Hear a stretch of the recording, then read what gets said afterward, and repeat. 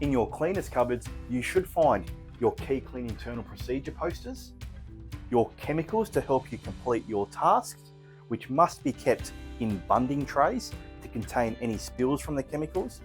You'll also find your microfiber cloths, as well as your gloves to keep you safe, and your consumables such as paper towels, toilet paper, and bin liners.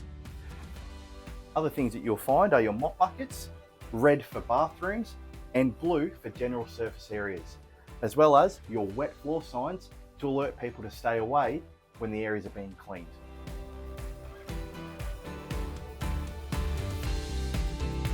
Inside your cleaners cupboards, you will find your cleaning chemicals. There will be 2 bottles for every chemical.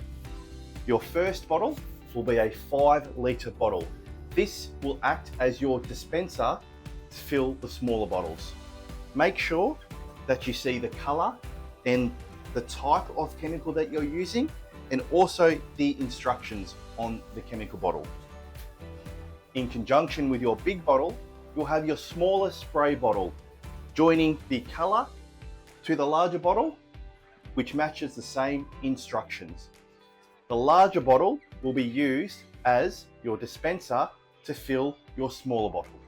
When you're filling the spray bottle with water, you want to fill the water right up to the top of the yellow label.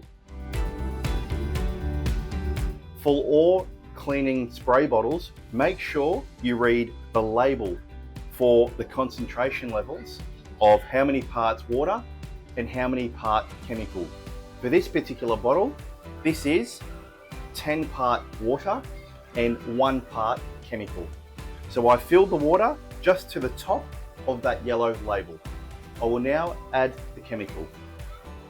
Once I've added my water, I will now add the chemical into the smaller spray bottle. Make sure that the lip of your spray bottle is as close as possible to the nozzle on the larger chemical bottle, and then push down to pump the chemical into the spray bottle. 1. Once I've added my water and my chemical, I make sure that the spray bottle is tight with no leakages, ready for use. Remember, when using chemicals, always check the label for instructions on correct use and correct dilution levels. Also, wear gloves which will protect you from any of the chemicals that may cause a reaction onto your skin, and always read the safety data sheets to know the risks and the controls when dealing with chemicals.